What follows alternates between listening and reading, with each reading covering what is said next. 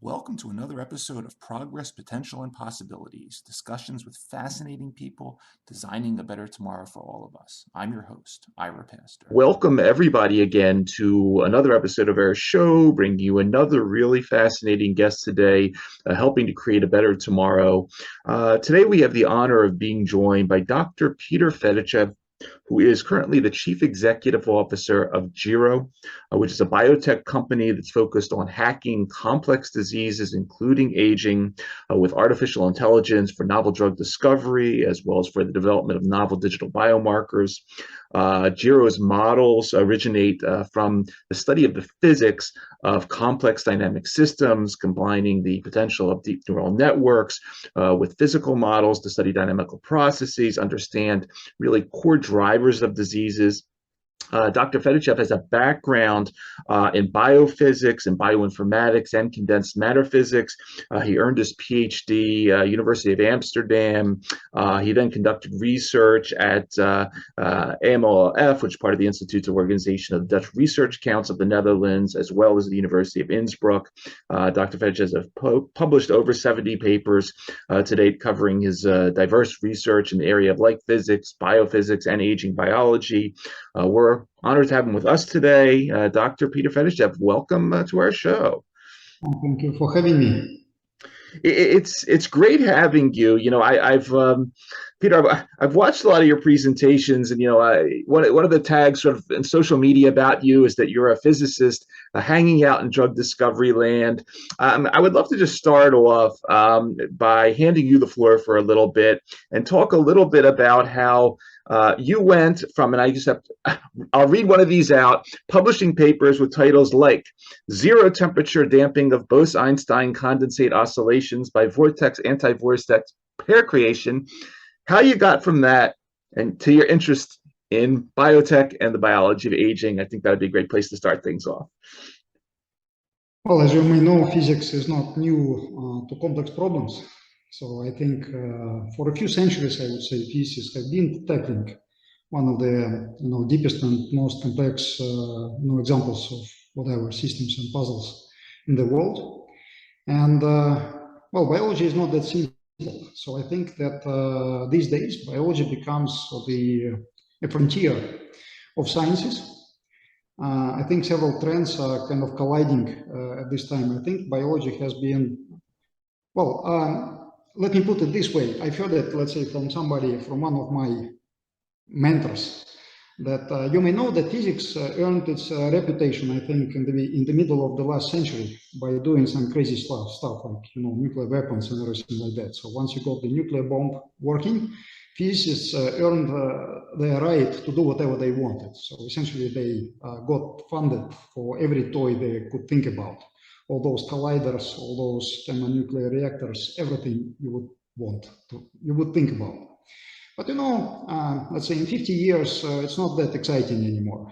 Nobody cares about bombs these days. So people care about, social networks, about, cat figures, about everything else. People want to have joy in life and stuff. So in order to get appreciated, let's say, by the society, you have to start working on real problems. And I think we have trends like, demographic transition. We have more and more people getting sick, getting old. You have less and less young people. People start care about their health.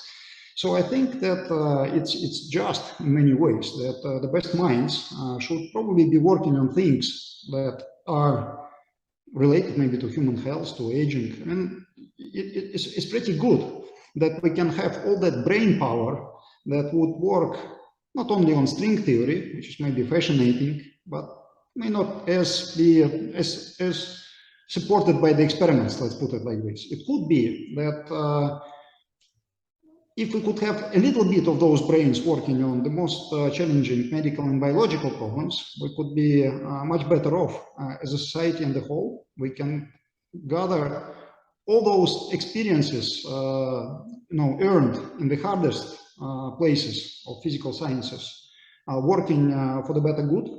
And maybe, physics would earn another 50 years of infinite funding for their toys, so that another time over, we could have all those colliders and everything else. So I think these are trends that are making some of the physicists to reconsider, let's say, their internal ranking of problems. And a few years ago, well, already more than 10 years ago, I was looking actually, so I was maybe a little bit frustrated maybe by the scale and the level of problems I was offered in physical sciences, and I was looking for something. And I think of all the problems you can be working on right now, solving human aging is one of the probably best, most rewarding and not trivial. And I think that having a physics background is really a competitive advantage there. So by combining, I mean, it's not like I had a clear picture when I was doing this transition, but let's say 10 years down the road, I think this is really a good combination. By having, let's say, a fundamental education in real science, in real physical sciences, mathematical physics and everything else, theory of complex systems, strongly correlated systems, really, really good physics stuff. And then you end up working with, not as fancy as something quantum, but who cares? Complex, challenging, and totally rewarding. So that's, I think, how I would put it these days.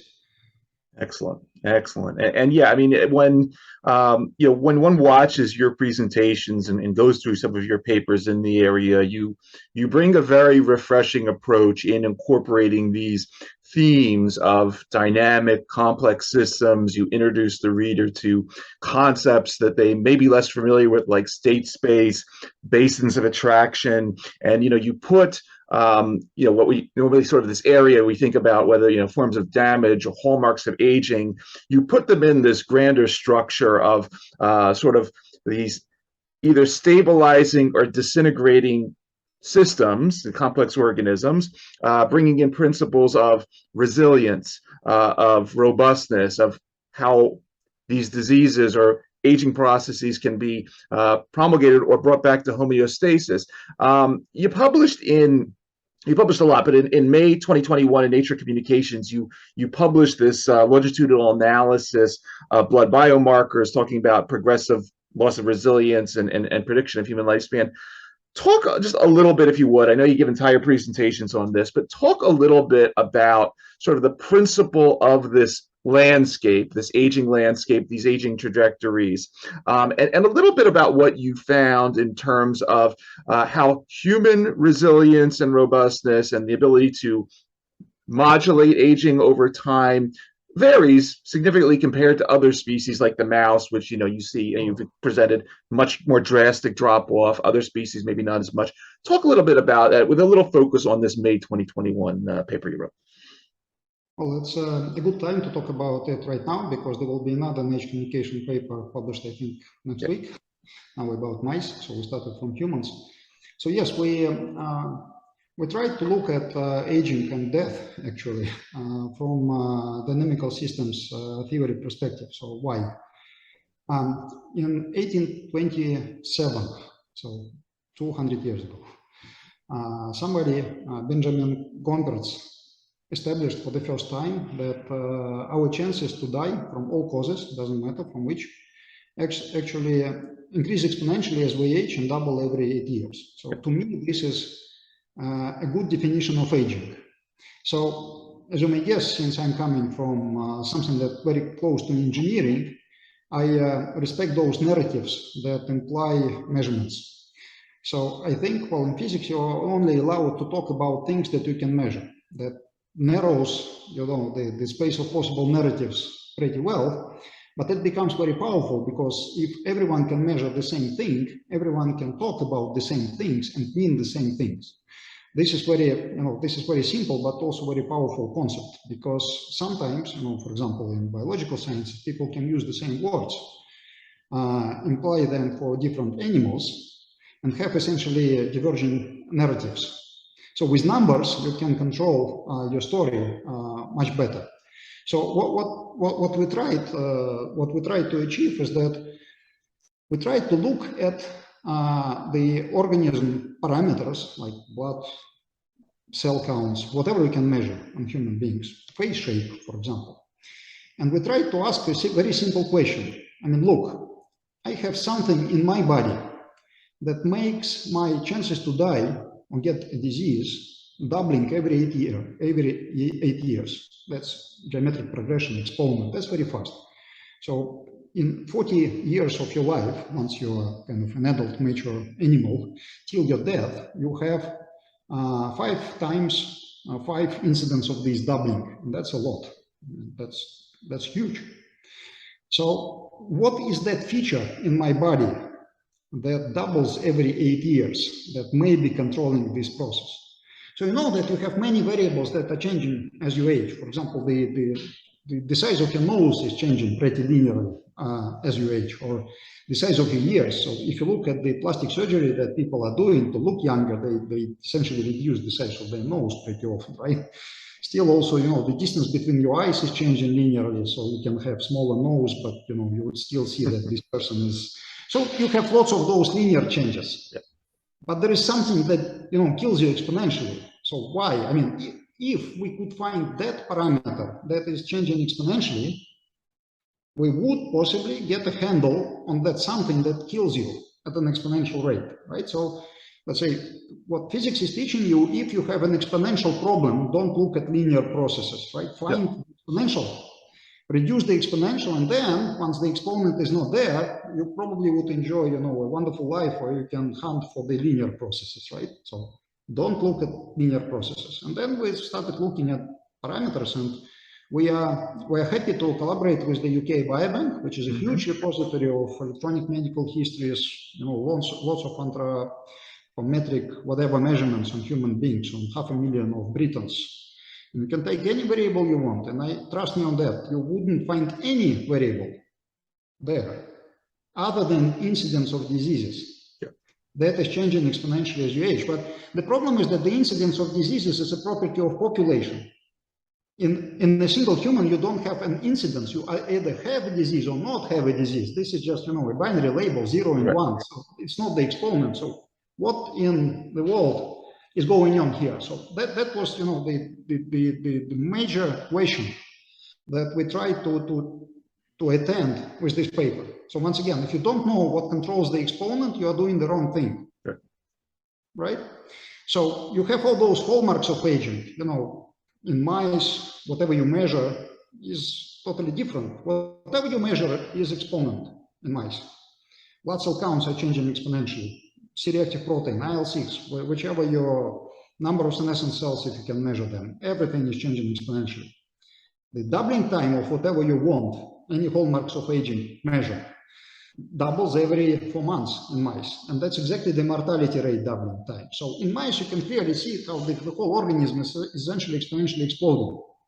It's really like a nuclear explosion. So you have the damage that makes more damage, and the more damage you have, the more is the rate of damage accumulation. So you have this vicious loop. You have the exponent, whatever you measure doubles every 4 months, and then within 2 years, you are dead. It's an explosion. It's maybe hard to think about it as an explosion because this mice looks a bit, stable. But if you look at, from the perspective of human aging, it's really, they burn out. Yeah. They're dead instantly. Okay. So with humans, whatever you measure, okay, there are sometimes non-linear curves there, but if you fit an exponent, doubling time is 100 years. So nothing that you can measure in a single human being longitudinally, not in the population, but in the single human being longitudinally, nothing informs you about the Gompertz law, about this. Okay, maybe I'm too technical here, but this is very dramatic. If you cannot pinpoint a molecular factor that is controlling exponential instability, you don't know what to develop an intervention that may have a strong effect. If you struggle against a linear process in the presence of exponent if you control that linear process. I mean, if you negate it, destroy it, control it, you still have the exponent. Just to give you an idea, that imagine tomorrow somebody would bring you a drug, a magic drug, that would reduce your chances to have any disease by 10 times, 8 times, okay, just to make sure that, well, 10 times. It's a huge, I mean, that's a huge achievement. I mean, 500 Nobel Prizes, $1 trillion. I don't know, that's a lot of work to do. But, well, I mean, one order of magnitude. Would you live 10 times longer? No way, because your mortality doubles, every 8 years, right? So you would enjoy maybe 3 times 8 years. That would be plus 20. I mean, that would be a respectable plus 20 something years of your life. But I mean, that's not terrific, right? I mean, over the last half a century, people extended their lifespan by, composition of, diet, not waging too many wars, good food and reasonable medical access. People got at least 15 years or something like that. So look at this. Maybe I'm repeating this too much already. If you are not controlling the exponent, you are doing the wrong thing. Even if you are a superachiever. I mean, the level of the achievement that I have proposed is enormous. I mean, this is an infinite. This is a dream of every biological science, what I suggest. So, in order to find, so we have, this is a totally established fact, the exponential acceleration of mortality. And we have no parameter that is exponential. So, if you don't resolve it, you are doing the wrong thing. So, to find out what's going on, we decided to look at what is called longitudinal data. So this is the data measured from the same subject many times. I have to say that, 10 years ago, you could not do it because it's just now we live in the best of the world because we have lots of medical data. We have a progress in, let's say, legal sciences. So we know how to share this data, without endangering people who are providing this data. I mean, that's social, this is quite achievement of social engineering. So you have to think about that too. So all the data is now stored. It can be provided to researchers. It's produced at large scale. So I think 10 years ago, you could not find 500,000 electronic medical records, for example. I mean, you could find them, but you could not analyze them because nobody would give them to me, for example. So now you can go to a company. We went to people who do consumer lab diagnostic. So they're doing blood work for people. And we simply acquired the data and anonymized, of course, the data from people who did more than 10 blood draws in 20 years. So that's why we have really the trajectory view on the dynamics of the organism state. And we also released Gero app, which is not a commercial app. I mean, we're not earning money there. I mean, there's zero use for customers there, but customers are providing their movement data for us, and thanks to Apple, each of us. I mean, having an apple, this is a chronic disease, which is very hard to revert, as you know. Nobody's cured, essentially. People stay with Apple almost for life, which means that you have the activity records for 5 years, more than 5 years for most of the people already. So with this very diverse information, we started looking how quickly your organism state returns to norm if you are disrupted. Right. I mean, you go on a flight, you have disruption of your day-night cycles. You have reduction of your activity. If you are depressed, you have reduction of your activity. If you are sick, you have reduction of your activity.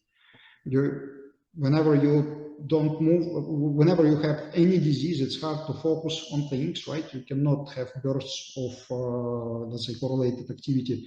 So there are lots of markers. Essentially, when you are stressed, your body doesn't want to operate as if you're not stressed, right? I mean, you kind of prefer certain types of activity over the others.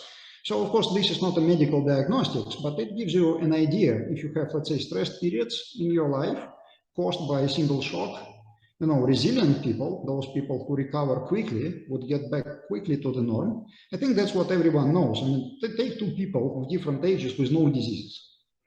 I mean, people in their 20s can start party on Friday evening and get back to work on Monday. Okay, on Tuesday, but technically they are working in the office on Monday, right? So people at the age of, let's say, 50 would probably want to do that as well. But most of them would not be able to work on Tuesday, because once they, party well enough, they wouldn't recover in a week time. So these two persons are technically healthy. But one of them recovers after a party, after a stress, right? It may be fun, but technically it's a stress. One of them recovers in a few days, and the other guy recovers in a week. And if you recover in a week, you cannot party every week, right? So that changes your lifestyle. So these kind of things you can start measuring. So once you have all these longitudinal trajectories, obviously people do their blood work not because they are happy. So they have a shock, and we can see how quickly they recover from that.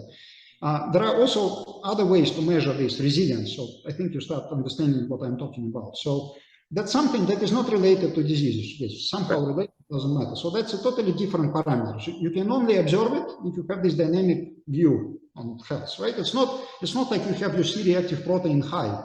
I don't care if your C-reactive protein high, as soon as you can reduce it in 2 days, right? So if you can reduce it in 2 days, the probability to catch you up in a state with high C-reactive protein is small. I mean, since it gets back very quickly, I have no chance, to measure your blood and get it high.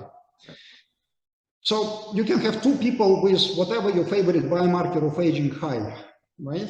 I mean, both of them would be, I don't know, 5 times over the norm. So they would be very old. But in 2 days, one of them who is 20 years old would have it small, and the other guy would have it high for another 1 month. So instead of focusing, like many people in biology and medicine, focusing on the levels, I mean, this is one dimension of this thing, having certain parameter high.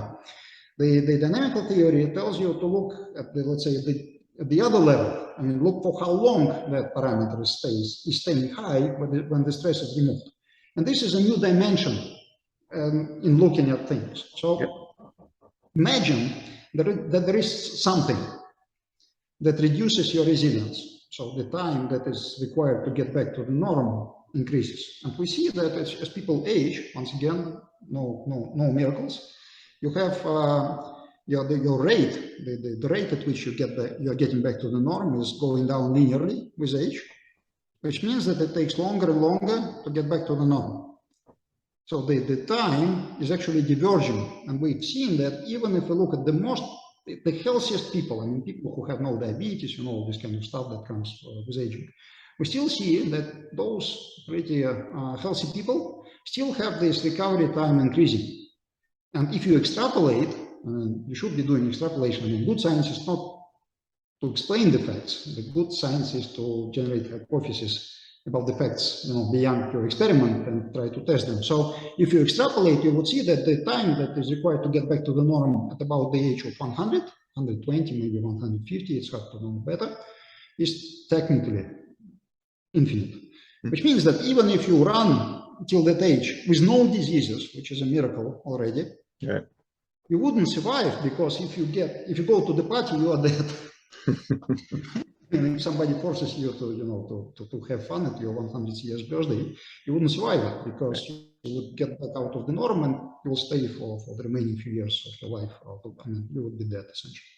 So that tells you, surprisingly, that in humans, even without major diseases, there is a variable that is getting essentially to 0. This is your dynamic property.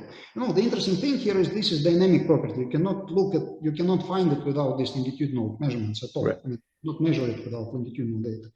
But this dynamical property reduces to 0 at a certain maximum age.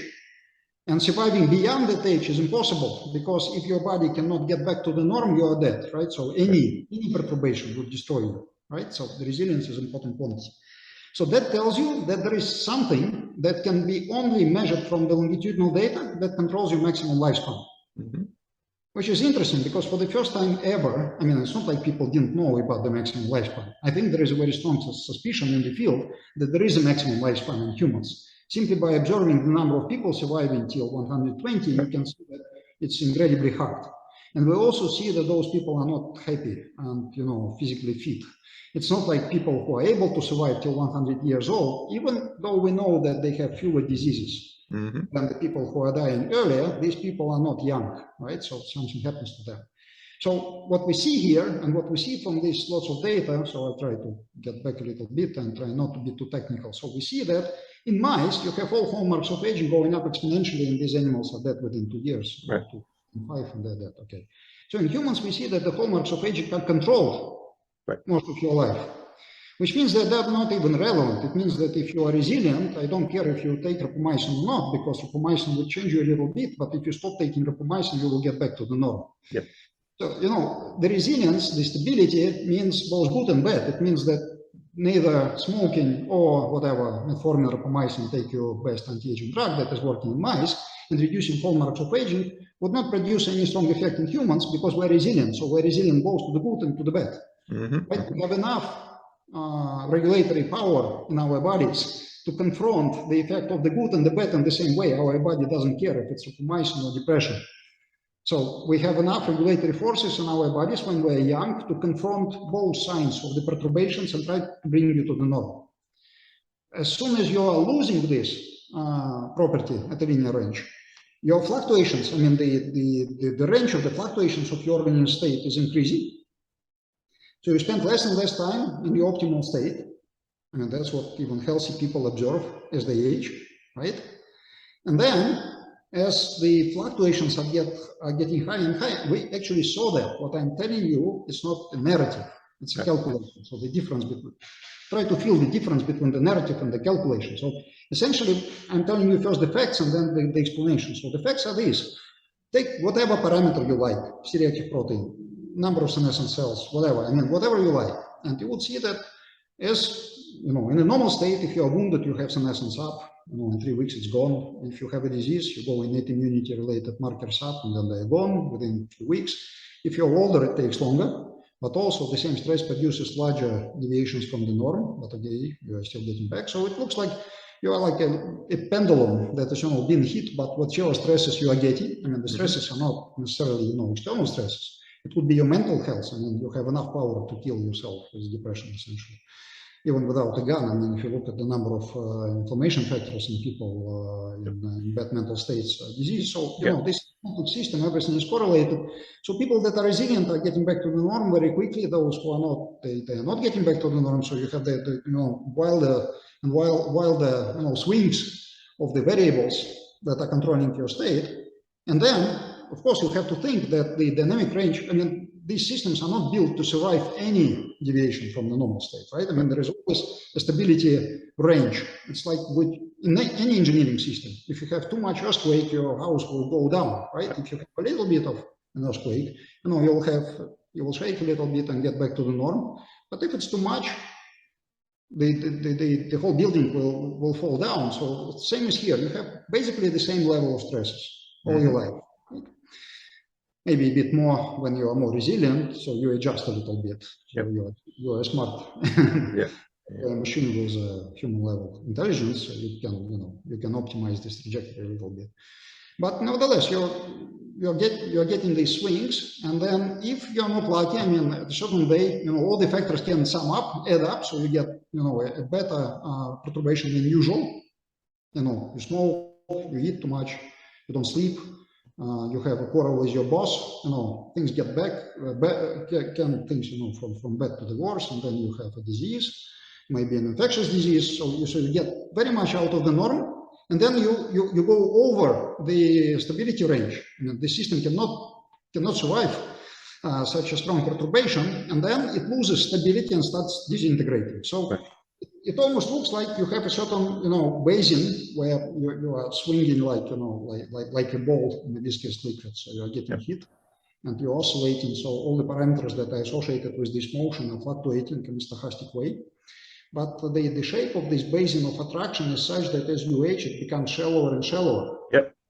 So that's why you are swinging more and more. But as it is getting shallower, you can think about it like a valley in some hillish mountainous range or something like that. So you have those hills that are protecting you. You're maybe skating. You're enjoying your life. It's getting shallower, and then if you're not careful, you can go over the hill, and then there is an abyss. Why is there an abyss? Because evolution doesn't care about those guys who who flew away, because, you know, they don't produce children. because humans are built in such a way that on average, at an average level of stress, it takes about 60 years to get over the board. It's a stochastic event, right? So you have all those oscillations. I mean, some people are just lucky and they are within the stability range up to 100 years. But you know, at about, as we observed in that Nature Communications paper, at 120 years, the hill disappears. Yeah. Even if you are super lucky, if there is no hill, you will go away. Yep. Once again, there is an abyss because people who are over there don't produce children, so our genetics doesn't know which genes are protecting them once they are in that abyss. So that's why there is no crosstalk from our individual experience and evolution. So once people are getting there, they become unstable, which means that damage produces more damage. There is this vicious loop, and essentially people become mice. There you go. And that's what the data is telling you. So what I like in this is that, well, in engineering and physics, so you can see that I'm using lots of language from engineering sciences. Yep. Well, if you were an engineer, you would be thinking how to create these kind of machines. Yeah. And if you are tasked to create a mouse, you would possibly think that, you know, when I have an animal like a mouse, let's talk philosophy a little bit here. Imagine that you have a hardware, so you have all these cells, mammal cells, right? Like human, more rats. So they're a little bit different. So you have a few knobs on each of the cells. So one important knob is how many energy you would want to waste on regeneration, right? Regeneration is an energy-consuming process, so it's a choice. So you have all the machinery. Imagine that you have all the machinery to fix all errors. But there is an energy budget there. You know, Sure. to fix every error, you have to waste energy. And now you have a mouse.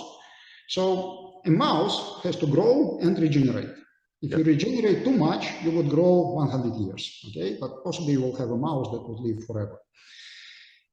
Unfortunately, in the real world, almost all mice are dead because they are eaten by somebody. So you don't care. If you grow too slow, you wouldn't produce an offspring and you would be eaten before you produce the offspring. So Sure. probably you wouldn't want to waste energy on regeneration. Probably you want to use almost your energy to grow. So you end up with an animal that doesn't care about regeneration, and that's why this animal is not even stable, because it produces damage at such a fast rate that it's still slower than the rate at which those animals are consumed by predators in nature, right? Yep. So if you're an engineer, you say, forget about this regeneration. I don't care, right? I mean, just grow. And that's why what is the fastest growth? It's an exponential growth. So you end up with an animal that is essentially growing exponentially. It overgrows itself into cancer and it's dead. Yeah. But in nature, they are not dead. I mean, they produce offspring and they're eaten by somebody. So if you have to produce an animal that lives almost 100 years, like humans, I think you have to be more careful with damage. So you don't care that you have to grow for 20 years now. I don't know, some people joke that you are growing for 40 years now in the modern society. So complex societies like ours require, people to stay basically educated. I mean, that's questionable, but some people are saying that maybe up to 40 years for boys. It's maybe 40 years these days. So, there is this trade-off. The more regeneration you have, the less energy you have for growth. That slows down your growth. And that's, by the way, is probably what is going on evolutionarily, because the longer you grow, the more you can learn. So here we have aligned interest. So even if you were tasked with the idea of creating a mouse that would be studying longer, I mean, you don't have a knob how to study longer, because evolutionarily, our education system is a bit young to have a gene that is controlling our educational capacity, right? So basically, the only knob you have, the simplest engineering would be to switch on the knob that induces more regeneration, that would put a brake on development. You would be developing 20 years instead of, dying within 2 years. You would have time to develop and socially adjust and produce an offspring that is socially adjustable. And as a side effect, by the way, you would also live longer. So that is possibly what's going on evolutionarily here. So the beauty, let's say, of this picture is that you have the same hardware, and you have a few evolutionary choices that are controlling the stability of this system. Yep. You can run as fast as you want and don't care about stability, and then you get exponential disintegration. Or you can, put a lot more effort to the stability So that's why you have linear changes, not exponential, but linear. But in the presence of stress, even linear changes in the shape of the regulatory landscape produce exponential increase in chances of acquiring, hallmarks of aging and disease. So that's, once again, is probably technical, but it's also very important. So in mice, the maximum lifespan and the average lifespan are controlled by the same biology. In humans, it's not. In mice, all the hallmarks of aging are correlated. Normally, if an airplane is going down, it's always a combination of factors. So all factors are get combined, and complex systems are get killed. The same is in mouse. So that's why in mice, you have any hallmark of aging, if reduced, reduces all other hallmarks of aging. You can have rejuvenation easily. It's a very fast process, so who cares? You can reduce the damage, you would still go exponential, but from a lower baseline. So that's why, let's say, within 2 years, we'll have infinite number of papers suggesting that if you treat an animal now, you will still have an extension of life once you remove the treatment, so you have rejuvenation, everything is fast. So everything is cool. So people will start translating these findings in humans, and our data analysis is telling that they will most probably fail most of the time, because in humans, we're already stable. So only late in life, when you are unstable, all those drugs that are working in mice will work in humans very late in life. So essentially, with those drugs, you could extend lifespan of people past their health span. Right? So when these people start disintegrating exponentially, all those drugs that work in exponentially disintegrating animals like mice will work. And that's what you see in clinical trials. So for example, when Gene Kirkland is studying senolytics in mice, everything works. When he goes to humans, the best effects so far were achieved in people suffering from fibrosis, lung fibrosis, idiopathic pulmonary fibrosis, with very small estimated remaining lifespan, right? I mean, this is the only strong signal we have right now. So whenever people try to use these drugs on healthy people, the effects are small and transient, which means that whenever, I mean, you know that, you go on diet, you feel better, you look better, when everything is great, then you are bored with that, and then once you stop, in 3 weeks, you are back to the previous norm. That's what stability means. Right. Maybe to complete on this, in physics, when you try to solve a problem, and for me, it's a mission, right? So I want to solve a big problem. That's what they teach you in physics. In physics, you have to do something, respectable. So it has to be big. So aging is big enough, okay? So if you read the physics textbook, you separate exponential problems from non-exponential problems. You start looking for the exponential, let's say, phenotypes, like they call it in biology. So I found that in mice. Now I know how it works in humans. And now I see that the loss of resilience is a prerequisite for acquiring hallmarks of aging and mice-like phenotypes, right? So loss of resilience happens first, and then senolytics work, okay? Well, since in my age, I'm more or less, I hope, well, I know actually from you that I still have resilience, which means, and lots of people still have resilience, which means that we have to focus all our energy now in humans. I mean, we can rejuvenate mice. All of us who are working in the field can rejuvenate the mice. If we want to produce a meaningful intervention in humans, I mean, not incremental, but meaningful intervention in humans, right? You have to work on resilience. I'm essentially done here. So in physics, before you solve a big problem, you try to establish limits. That's the most important thing. So first, you need to know if something is possible or not, right? So physics is a great science that tells you what's possible. In many cases, it tells you what is possible or not before you start doing the experiments. So first you need to find out what is possible and what is not. And then you need to rank order, qualify all the factors that you can measure and identify those factors that are controlling the most important, how they call it in physics, relevant processes. So I think we have done a lot, and we're publishing papers on this right now. We separated, 2 universes of factors that are controlling resilience, no resilience in mice, hallmarks of aging in mice and in humans, and we established, and I think this will end up, in the corpus of the academic knowledge eventually, that resilience is the most relevant phenotype in human aging. So we are calling everyone to look at this and start developing drugs that control resilience. We believe, from another physics textbook, is that you cannot rescue resilience when it's lost, but you can stop the degradation of the resilience. I would not talk a lot about that because, this is too fresh. That means that these interventions has to be started early in life. So once again, you can do all the interventions that are controlling hallmarks of aging late in life, they would only work late in life. Okay. No effect earlier. And the interventions that are controlling resilience or the rate of the degradation of resilience, they should be applied early. I think much more focus now has to be applied to the interventions that are controlling resilience in humans, because this is the only way to provide a sensible result.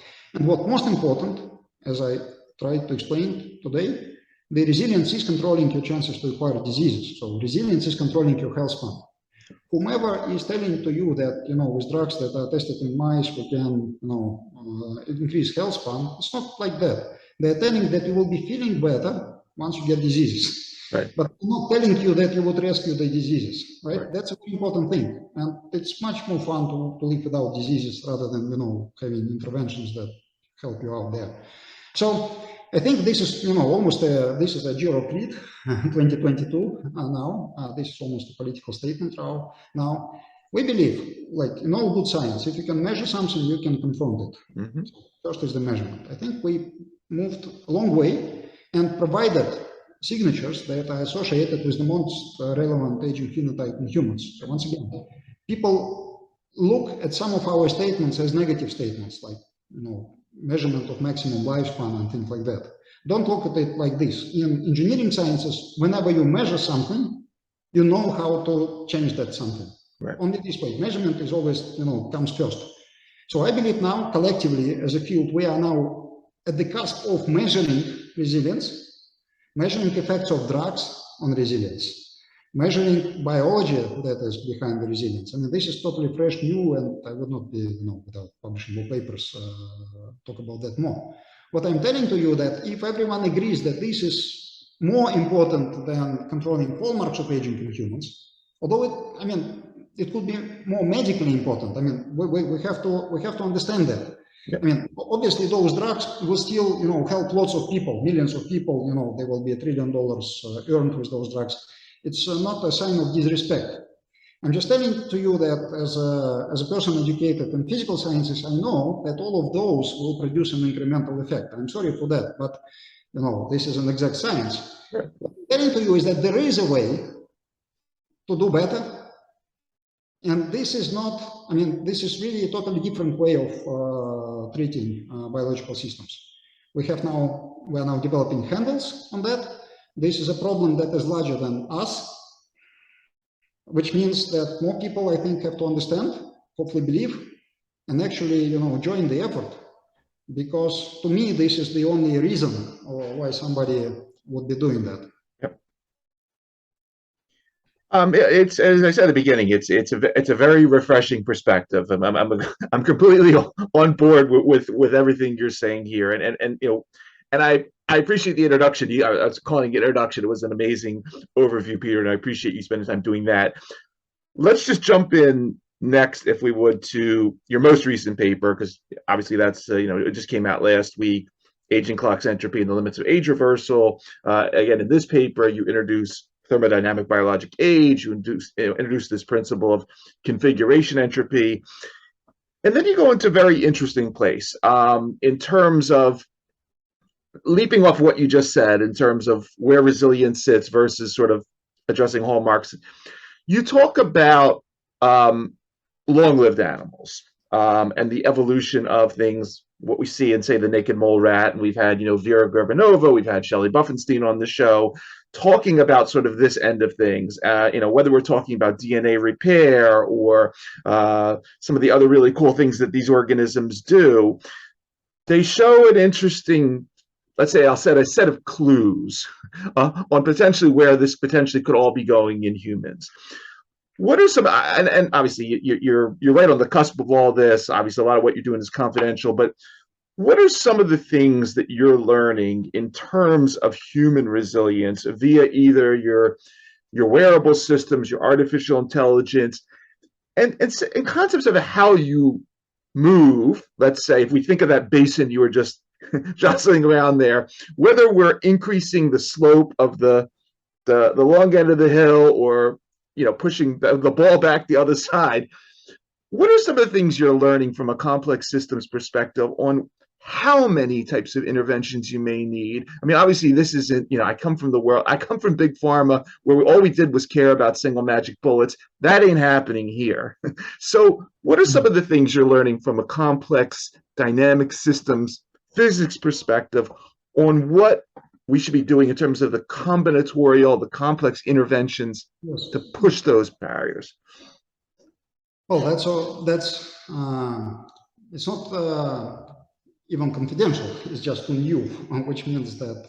And tell us everything. Tell you everything. So once again, the problem is bigger than us, right? So its problem is bigger than what every single group can provide, and the answer is not known, right? So basically, the history will be written once the problem is solved. So once again, the physics or engineering sciences view on this is first to establish the limits, right? So first I need to know what is possible, and then I need to know what is the minimum set of parameters that control whatever I need to extend human lifespan in the most dramatic way. So I need to know what parameters that I can measure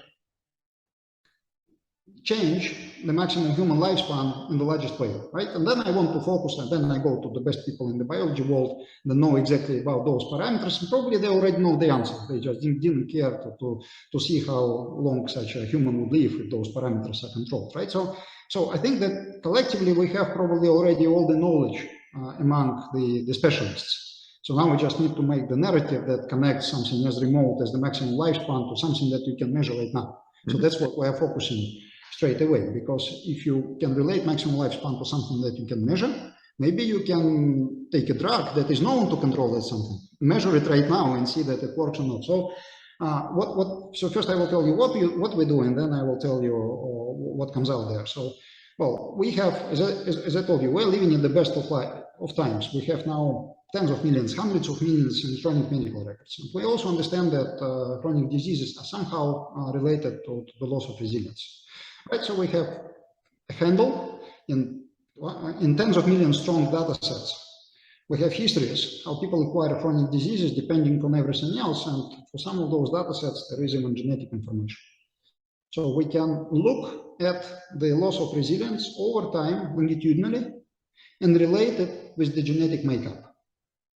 I mean, that's the most straight way how physics, the longitudinal properties, dynamic properties of the organism state, trained with artificial neural networks on hundreds, maybe, well, we have now about 10 million samples, which is quite low. And then we apply those models, we extract quantities that are related to the rate of aging, that is controlling the rate of reducing of resilience, right? The rate of aging, right? That linear process in our bodies. And then we confront it against genetics. And then I think there is a lot of power here, because if we jump like this. So look, to me, naked mole rat is the most important discovery in gerontology for, I don't know, 6,000 years. I agree. In physics, you are allowed to think about things that do not occur in nature. I mean, we can think about nuclear bomb, even though there are no nuclear bombs in nature. Naked mole rat, for us, it's a wonderful example, because nature produced an example of an animal that, let's say, almost don't age, right? So we don't even need to think about entropy, about dynamic biological age, right? I mean, we see that something doesn't age, so that's, very encouraging. So it, helps to convince many people. Now, what I think we need to find out is why those animals do not age. So the most surprising, when I started all this thing, I had a very simple idea. Those animals that are unstable are mice, and exponentially disintegrate, because, when you're unstable, you exponentially disintegrate. And those animals who do not exponentially disintegrate, like the naked mole rats, those are stable. So basically, I was thinking that we have examples of stable and unstable guys, and I wanted to find out who are the humans there. Well, humans have exponential acceleration of mortality, so I was thinking that humans are probably mice, just a bit slower, right? And then the challenge would be to find out the genes that are, changing mice to naked mole rats and the other way around, right? And then, make a demonstration, build a company around that with this, simple stuff. The nature is much more inventive. So if you could grasp what I've been telling you about, is that the nature already completed, the Gero 0.1 program. So nature has made humans into dynamically stable guys. So when we're young, the organism state, those fluctuations are, getting back to the norm, we're resilient, which means that we are stable. But still, we have, so the exponential problem is already resolved by evolution. The biggest leap between mice and naked mole rat in humans is already, has already happened, evolution. We have been stabilized by the evolution, right? So the exponential problem, which I was, scared first in humans, that is present in mice, is already solved. Which means that in humans we have now a linear problem, a linear decay of resilience that causes exponential mortality rate acceleration. So we have now it's much easier to solve linear problems than exponential problems. This is really encouraging. So now we have something that is not even present in mice. Well, it's present but doesn't play any role, right? So now we have so what I'm telling to you that we have, let's say, an embryonic negligibly senescent animal, right? We have humans that are stable for 60 years and then go unstable, right? So we are almost naked mole rats. And naked mole rats are going from stable to unstable at maybe 1 order of magnitude longer time, right? So we and humans and naked mole rats are the examples of the same system that has very small linear decay of resilience. It's just the rate of the decay in naked mole rats is now much smaller than in humans. And that's it. I mean, we are already almost like, naked mole rats. So now the only thing that we need to find out is what are the parameters, molecular parameters, because we want to develop drugs, that are controlling that rate of the loss of resilience. We cannot compare humans to naked mole rats. I mean, like Vera Grabunova is doing. I mean, we can, but we can find a lot. The only problem is that if we compare a mouse to a naked mole rat, I mean, almost everything that makes a mouse more similar to a naked mole rat would extend lifespan in mice. Because, as I told you, mice are exponentially exploding. It's very simple. I think my prediction is that if we try to do the same, I mean, if we take a gene that is helping naked mole rat relative to mice, if we put that in mice, it works and we have terrific results. But I think if we try to do the same in humans, we may lose the effect because lots of those things have already happened evolutionary in us, right? So obviously it's a bunch of things, lots of things. It's a complex phenotype. So I think there will be a trap here. I mean, lots of these things would work in mice, but would not produce any effect in humans, or small effect, right? I mean, look at rapamycin, it works in mice, but if you look at the examples of clinical trials, it's there, but it's small. If you have 1,000 strong cohort, there is a p-value there, but who cares? So what I think is much more powerful and what has just became possible over the last, let's say, 5 years, when you have genetics and electronic medical records and you have AI, or everything in place and infinite number of engineers that can work on this and actually combine all this data. We can look what makes that guy who has a fast rate of aging, aging slower or faster than the other guy who has an apparent slow rate of aging. So now we can compare apple to apples, humans to humans, and if we compare humans to humans, we are much more powerful, right? Because you don't want to be naked, right? To be a naked mole rat. I mean, possibly genes that would let you lose your hairs are life extending, but I wouldn't count on that, right? So I think, this is our problem. So now, if you ask me, what should we be looking at? I mean, that would be maybe fascinating, but I mean, that's not a complete journey. So there are surprises there. So everyone knows that if you smoke, you die younger. But demographers also know that the rate of aging is not changed by smoking. Your mortality, age-independent mortality is changing if you smoke, but your mortality doubles at the same rate. So for almost everything you can think about, the rate of aging is not changing, right? Well, there are examples which tell you the other way. Other than food or smoking, one of the largest modifiers of human lifespan is social status and mental health.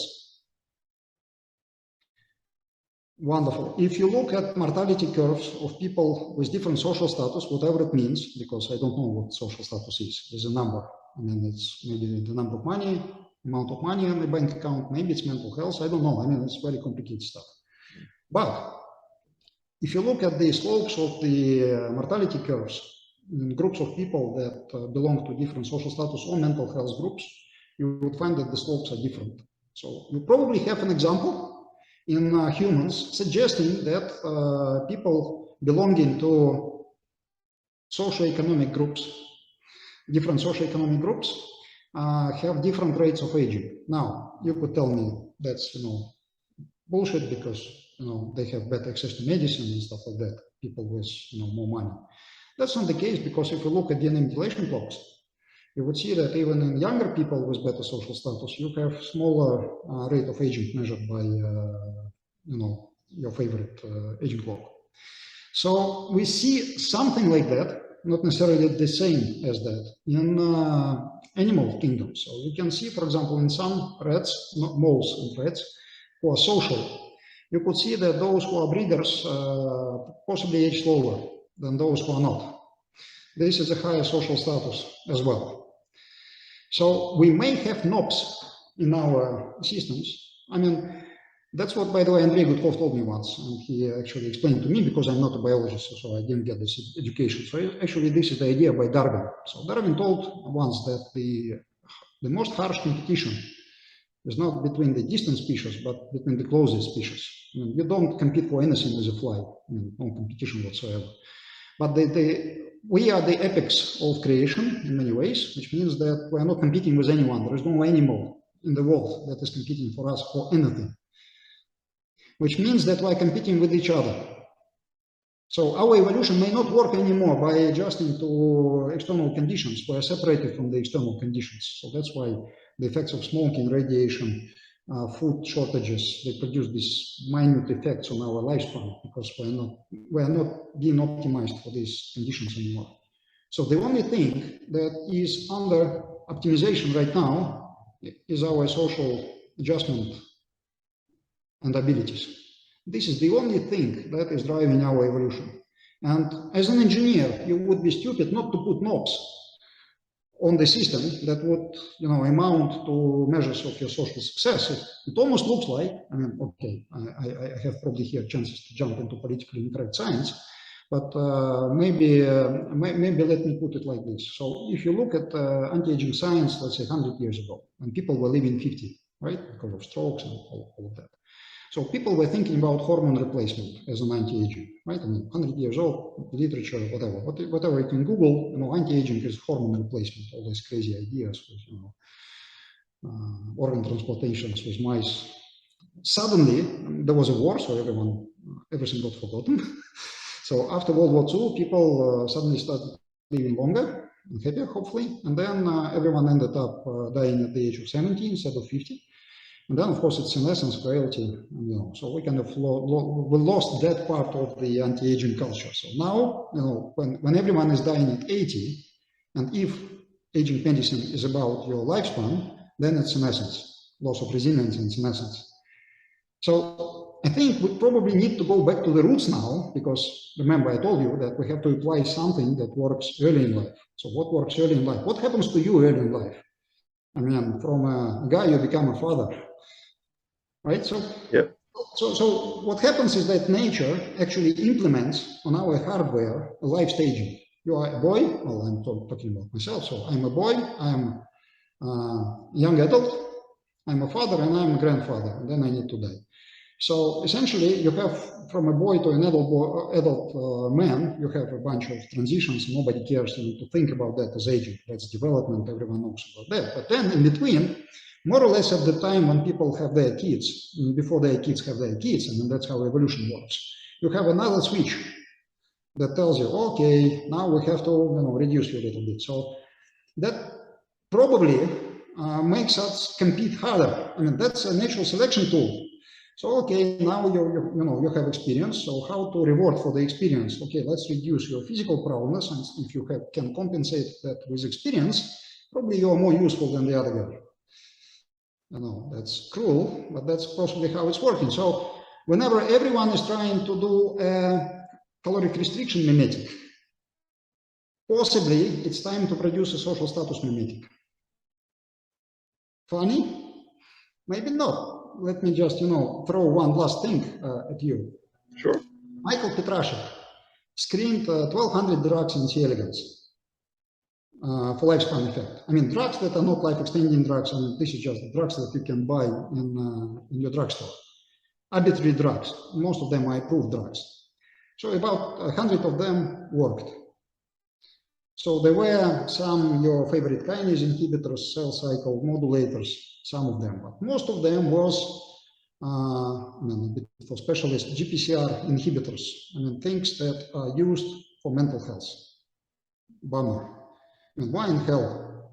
Most of the drugs that worked out in unbiased screen produced drugs, extended lifespan, working on neural system. I mean, some of them are caloric restriction mimetics, obviously, because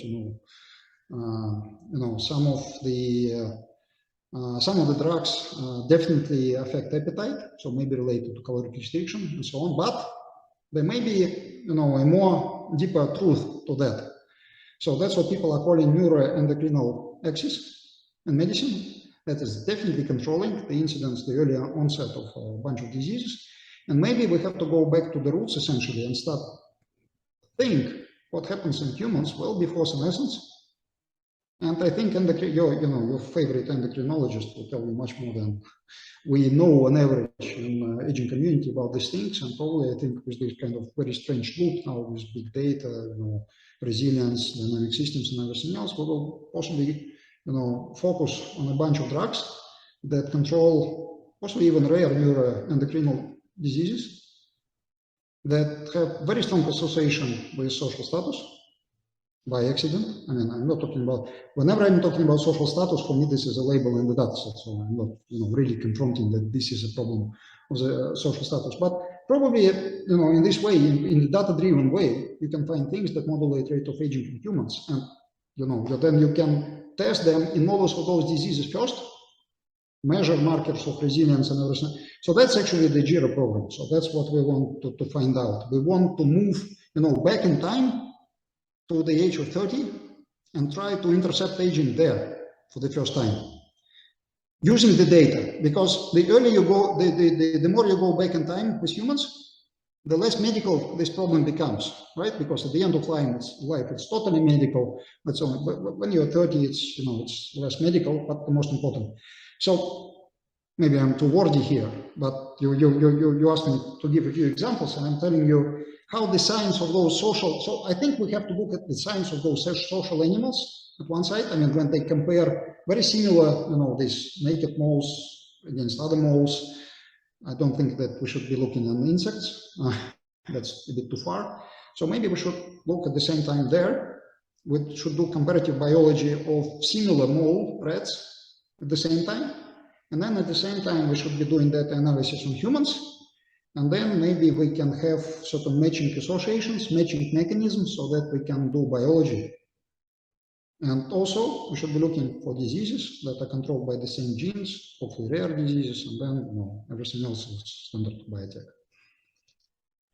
It's fascinating because the whole neuroendocrine connection you were mentioning, Jennifer Garrison brought that up with on the episode when she talked about female reproduction and that whole connection. So it's fascinating that you're finding the whole mental health, social status, neuroendocrine component to this untraditional stuff is completely fascinating.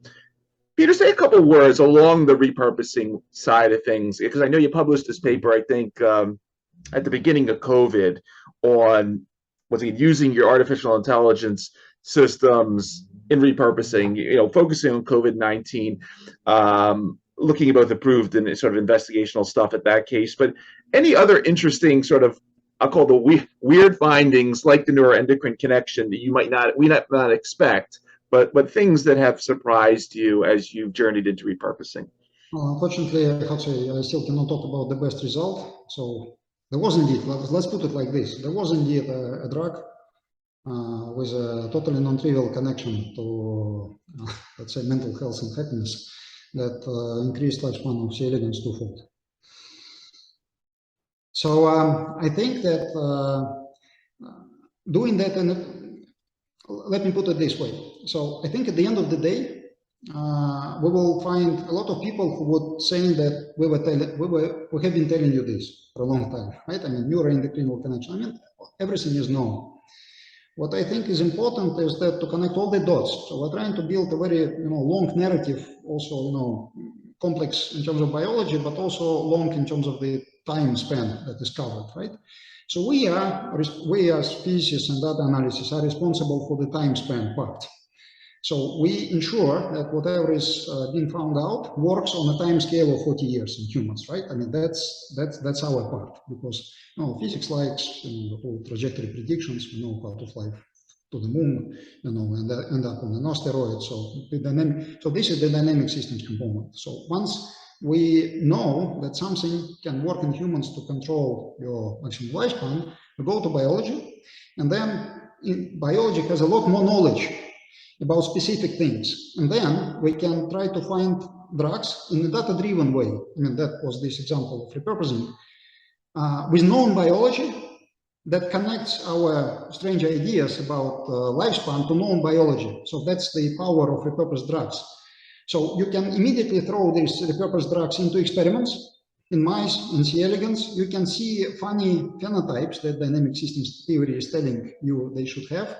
And then you can work with the best minds in biology, trying to make the narrative stronger by specific knowledge, because all those drugs are very well known. It's known what they do. It's known what their receptors are doing. So I think in this way, by using these repurposed drugs as probes to prove your theories first, you build the body of biology behind your dynamic systems hypothesis. And if everything works, because doctors know where these drugs work. There is anecdotal evidence what these drugs are doing to people in certain patient populations. So it may be that there is already retroactive history of using those drugs in certain human systems. So that's why we try to establish this capability within the company to quickly run repurposing with AI against whichever genetics we can find. So that gives us power to try these things immediately in experiments. Excellent, excellent.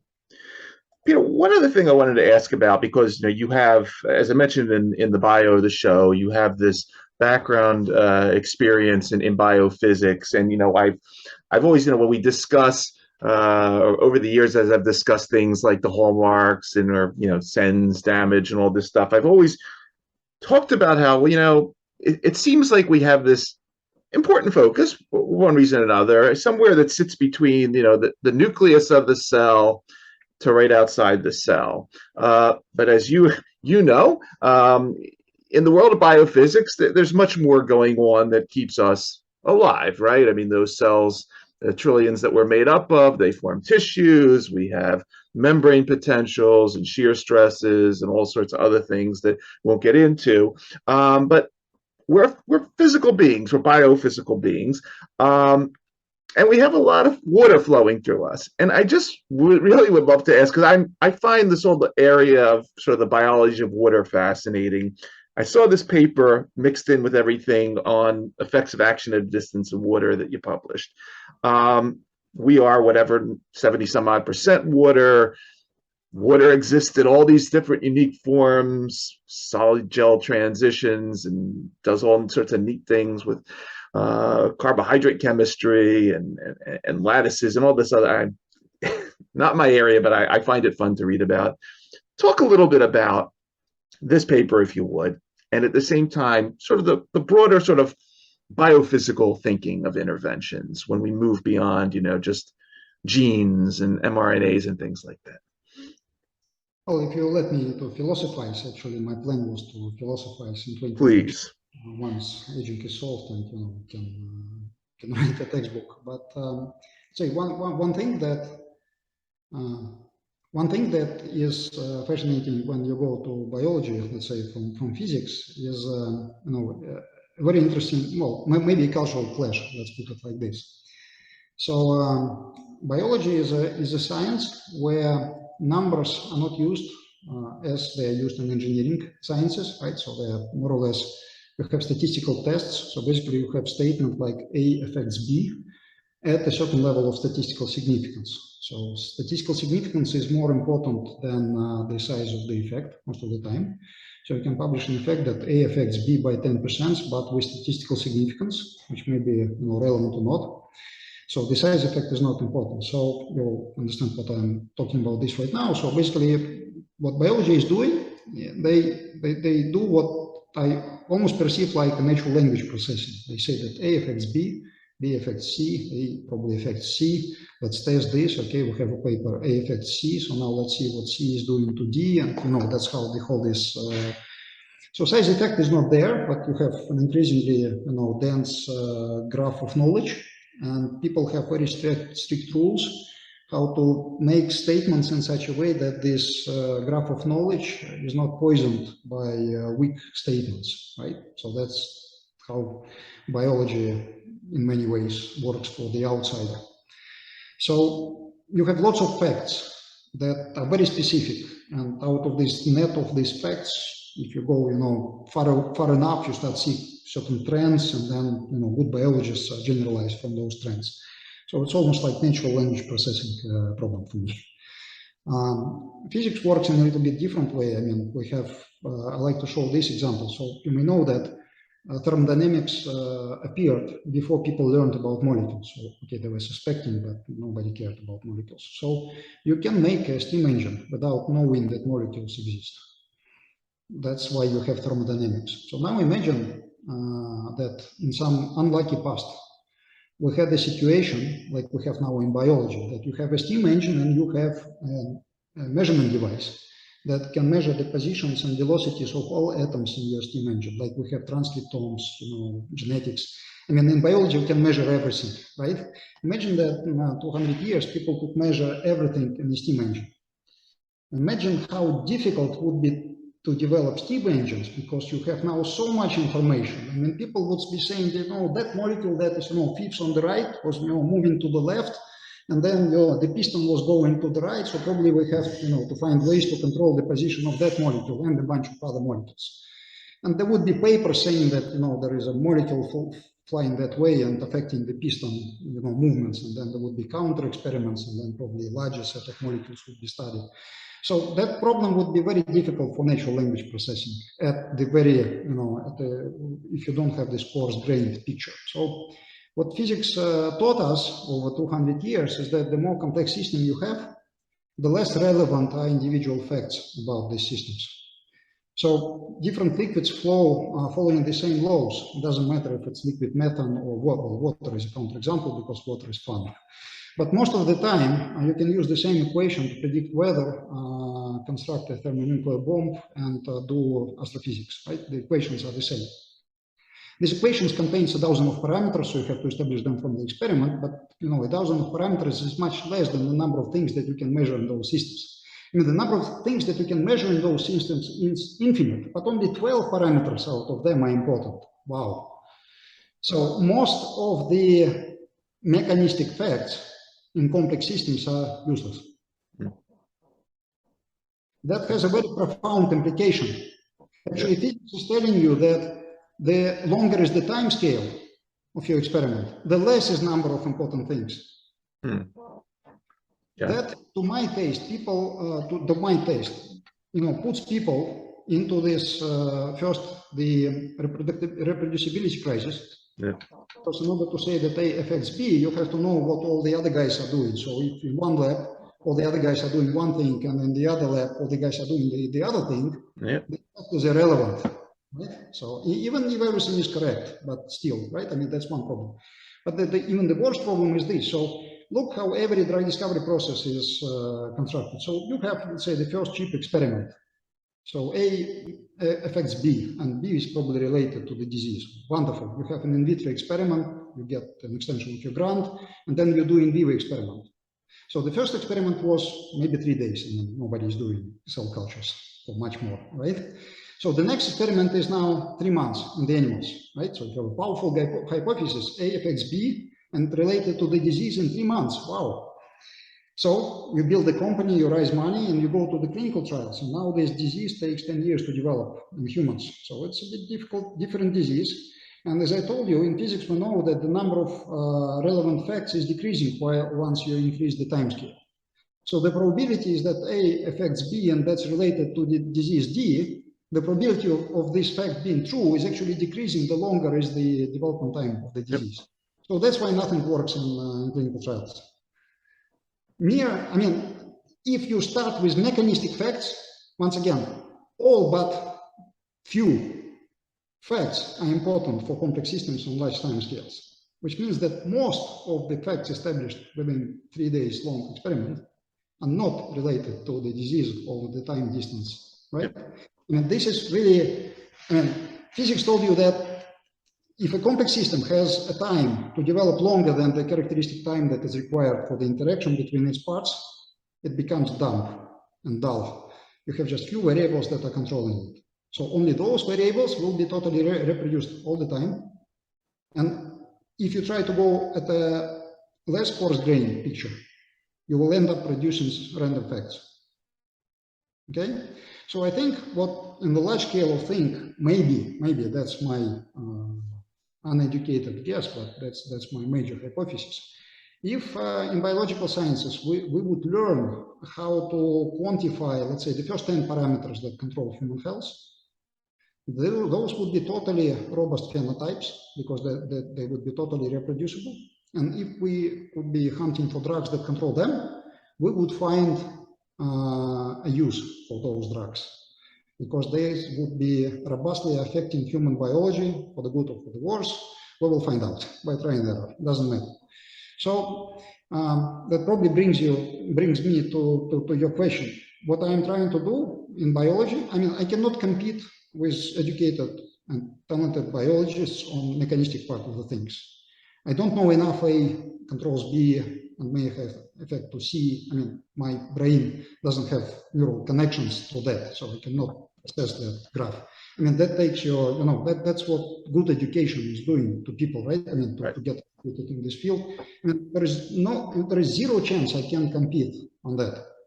So instead, what I think I can be useful for the field is that I can bring you the other perspective. I am trying to enumerate first top 5 measures of human health. From longitudinal data and supervised with no labels, I don't care. I just need to know what those factors are. So interestingly enough, the entropy turned out to be the biological age, right? So physics works. Yep. If you find these parameters that are as fundamental as that, they have to be in physics textbook. So I will give up once I start producing factors that are not in the physics textbook, because then I would need to specialized experience, right? So let's say my competitive advantage lies in the few factors that are directly interpretable in physics terms, like biological age, as it turned out, right? And still control human health. Because there I can do statements that are protected by the corpus of physics knowledge, right? With good probability of being correct and still relevant for human health. Yeah. So my guess is that if we learn how to control first 2 of them even, we will solve, we will produce a very dramatic effect on the healthcare system. So that's how we approach things. It doesn't matter if it's interaction of molecules in the water or if it is a relation of certain molecular factors to phenotypes. The idea is the same. Complex systems don't like to be complex. They are complex, but physics knows that behind the complexity, at a certain scale, there is simplicity. And that simplicity can be found at industrial scale by methods that have been developed in physical sciences over the last 50 years. I appreciate you taking the time to go into that as well. And as I said earlier, I find it refreshing. I find you bringing, so many more pieces of the puzzle to the table, and I think that's just so important, especially in this, not that reductionism is bad, but reductionism has done certain things to this industry over the years that. As I said, this reintroduction of complex dynamic systems, your neural networks, the tools you're developing, it's, as I said, it's very elegant, it's very refreshing, and I'm honored that you took the time to go through a lot of this with us, and just really wishing you and Gero the best at sort of capitalizing on this, because I think you're definitely headed in the right direction.